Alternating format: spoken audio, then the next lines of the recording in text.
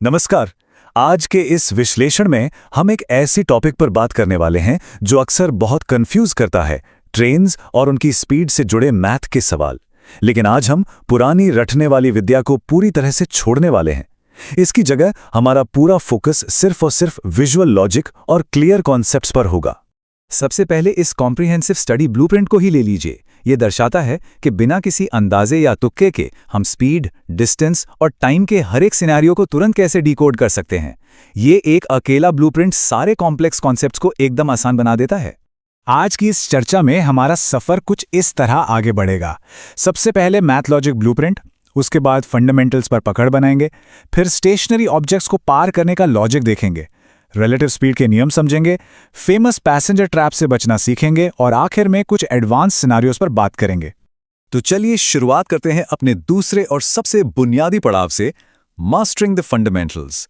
इन समस्याओं को दिमाग में विजुअलाइज करने के लिए हमें कुछ बेसिक टूल्स की जरूरत पड़ेगी, जैसे कि ये डीएसटी ट्रायंगल। देखिए, ये सच में एक बेहद शक्तिशाली विजुअल एंकर है। ये साफ तरीके से दिखाता है कि डिस्टेंस निकालना हो तो स्पीड और टाइम को मल्टीप्लाई करना है, और वहीं अगर स्पीड या टाइम निकालना हो तो बस डिस्टेंस को दूसरी वैल्यू से डिवाइड कर दीजिए। यानी एक अकेला ट्रायंगल और आपके पास तीनों मेन फॉर्मूलाज तैयार हैं। अब एक और आम आदत देखिए। अक्सर किलोमीटर्स को मीटर्स पर सेकंड में बदलने के लिए हम लोग 5/18 के रेशियो को बस रट लेते हैं, बिना ये सोचे कि ये आया कहां से। लेकिन इसके पीछे कोई जादू नहीं है, बल्कि सिंपल मैथ है।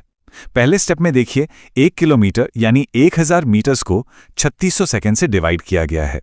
उसके बाद स्टेप 2 और 3 साफ दिखाते हैं कि इसी फ्रैक्शन को सिंप्लीफाई करने पर ही 5/18 निकल कर आता है। अब आगे बढ़ते हैं तीसरे हिस्से की तरफ, क्रॉसिंग स्टेशनरी ऑब्जेक्ट्स। आइए समझते हैं कि जब एक मूविंग ट्रेन किसी रुकी हुई चीज को पार करती है तो वहां दिमाग कैसे लगाना है। इन दोनों विजुअल कंपैरिजन्स पे जरा ध्यान दीजिए। जब एक ट्रेन किसी खंभे या इंसान को पार करती है जिसकी अपनी कोई चौड़ाई नहीं होती, तो इफेक्टिवली डिस्टेंस सिर्फ उस ट्रेन की लंबाई ही होती है। लेकिन वही ट्रेन जब किसी लंबाई वाले प्लेटफॉर्म को पार करे तो टोटल डिस्टेंस के लिए ट्रेन की लंबाई में उस प्लेटफॉर्म की लंबाई को भी जोड़ना पड़ेगा। लॉजिक बिल्कुल क्लियर है। ये सिंपल सा डायग्नोस्टिक मैट्रिक्स इस पूरे लॉजिक को परफेक्टली समराइज कर देता है। जैसे ही आपने ऑब्जेक्ट का टाइप पहचान लिया, तुरंत पता चल जाएगा कि इफेक्टिवली दूरी सिर्फ ट्रेन की लंबाई होगी या फिर उसमें किसी दूसरी रुकावट की लंबाई को भी जोड़ना पड़ेगा। चलिए अब मोशन की बात करते हैं। अब हम समझेंगे the rules of relative speed. जब चीजें चलने लगती हैं तो ये कैलकुलेशन कैसे बदलता है। जब दो चीजें चल रही हों तो बेसिक नियम बहुत ही सीधा है। अगर दोनों एक ही दिशा में जा रही हैं, बिल्कुल हाईवे पर ओवरटेकिंग की तरह, तो उनकी स्पीड आपस में माइनस हो जाती है, यानी S1 माइनस S2। और अगर दोनों एक दूसरे की तरफ आ रही हैं तो किसी तूफान के टकराने की तरह दोनों की स्पीड जुड़ जाती है, यानी S1 प्लस S2। इस ब्रिलियंट विजुअलाइजेशन से ये पॉइंट बिल्कुल ठीक से समझ आ जाता है। अगर एक ट्रेन 55 किलोमीटर पर आवर और दूसरी 35 किलोमीटर पर आवर की रफ्तार से सेम डायरेक्शन में जा रही हैं, तो माइनस होने के बाद उनकी इफेक्टिव स्पीड आपस में घटकर सिर्फ 20 किलोमीटर पर आवर ही रह जाएगी। इन्हीं आसान नियमों का फायदा उठाकर एग्जाम्स में अक्सर हमें उलझाया जाता है। यहां से शुरू होता है हमारा 5वां point, escaping the passenger trap. चलिए इस आम सिनेरियो पर मिलकर सोचते हैं। अगर एक ट्रेन किसी ऐसे इंसान को पार करती है जो खुद एक दूसरी चलती हुई ट्रेन के अंदर बैठा है, तो असल में किस ऑब्जेक्ट को पार किया जा रहा है? ध्यान से सोचिए, क्या वो मूविंग ट्रेन है या फिर वो इंसान? यही है वो मशहूर पैसेंजर ट्रैप। अगर हम स्ट्रिक्टली लॉजिक लगाएं तो साफ पता चलता है कि मूविंग ट्रेन उस इंसान को पार कर रही है, और क्योंकि एक इंसान की लंबाई मैथमेटिकल टर्म्स में 0 मानी जाती है, इसलिए यहां दूसरी ट्रेन की लंबाई को पूरी तरह से इग्नोर करना पड़ेगा। टारगेट सिर्फ वो इंसान है। आइए अब और थोड़ा डीपली सोचते हैं एडवांस्ड सिनेरियोज और स्टॉपेजेस के बारे में, जहां कई वेरिएबल्स एक साथ काम करते हैं। इस एडवांस एग्जाम्पल को देखिए। यहां एक ट्रेन किसी इंसान और एक प्लेटफॉर्म दोनों को अलग अलग समय पर पार कर रही है।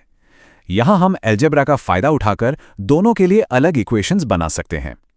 इस ट्रिक से हम एक ही बार में ट्रेन की अननोन स्पीड और अननोन लेंथ दोनों निकाल सकते हैं।